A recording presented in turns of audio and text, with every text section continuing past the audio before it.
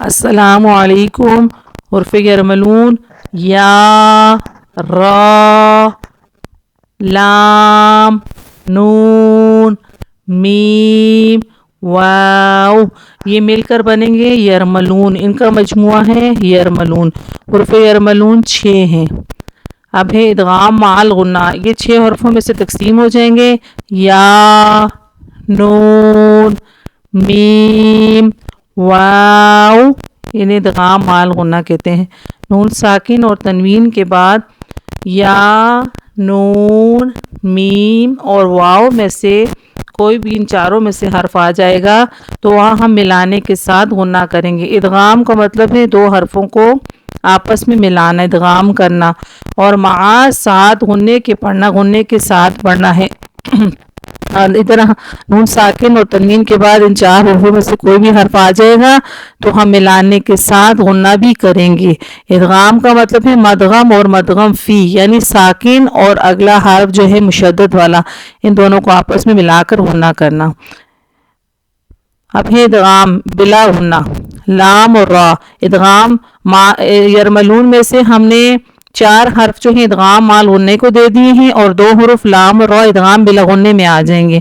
نون ساکن اور تنوین کے بعد لام اور را میں سے کوئی حرف آ جائے تو وہاں ہم غنہ نہیں کریں گے بلکہ بغیر غنہ کے ساتھ پڑھیں گے. ملائیں گے تو صحیح، ادغام کریں گے. ادغام کا مطلب ہے 2 حرفوں کو آپس میں ملانا بلا بغیر غنہ کے پڑھنا. جیسے مثال ہے ملم، مل ایسے کریں گے نہیں، آواز کو ناک میں لے کر جائیں گے تو یہ حرف غلط ہو جائے گا.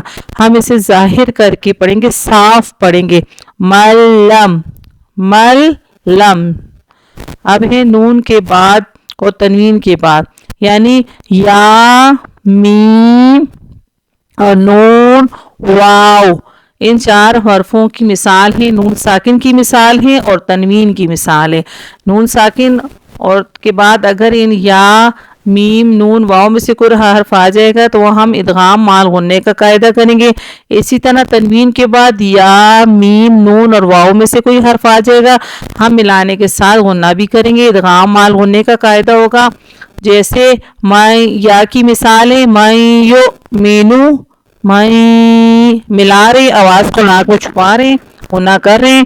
غنہ کیا چیز ہے؟ غنہ کہتے ہیں آواز کو ناک میں چھپا کر پڑھنے کو غنہ کہتے ہیں. ناک میں سے خوبصورت سی آواز آتی ہے جسے عرف غنہ کہتے ہیں. عربی میں سے باسا یا خشوم کہتے ہیں. اسی طرح اس کی تنوین کی مثال ہے خیرین یرہو، ناک میں چھپا رہے ہیں آواز کو نا، خیرین، را کو یا مشدد سے ملا رہے ہیں اور غنہ بھی کر رہے ہیں.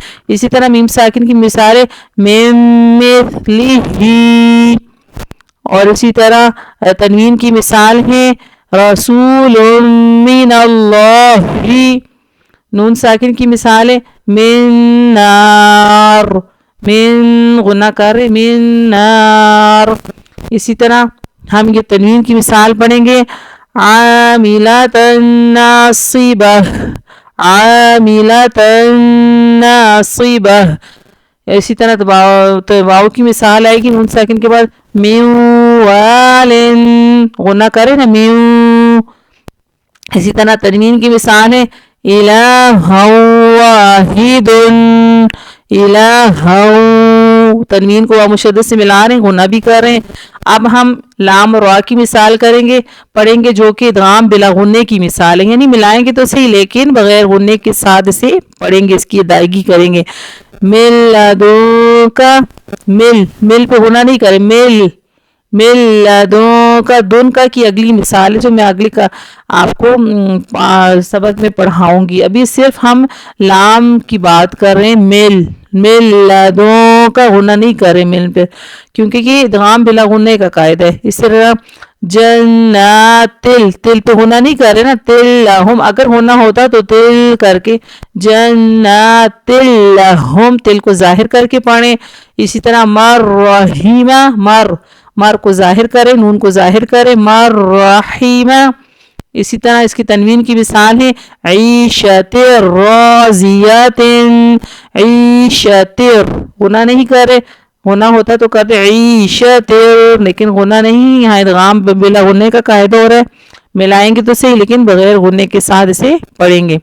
پڑھیں من یؤمن خیرا یرہ من مثلہ رسول من اللہ من نار عاملۃ ناصبہ من وال الہ واحد من لدنک جنات لہم من رحم عیشت راضیت.